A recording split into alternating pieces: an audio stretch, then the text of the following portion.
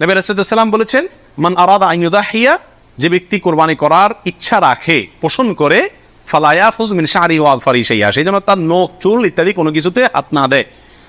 কোরবানির ঈদের 10 দিন আগে, চাঁদ যেদিন উঠবে ওই দিন থেকে নিয়ে ঈদের দিন পর্যন্ত এগুলো করা যাবে না। কি করা যাবে না? চুল নখ ইত্যাদি কাটা যাবে না, কাটবে না কোরবানিকারী ব্যক্তি।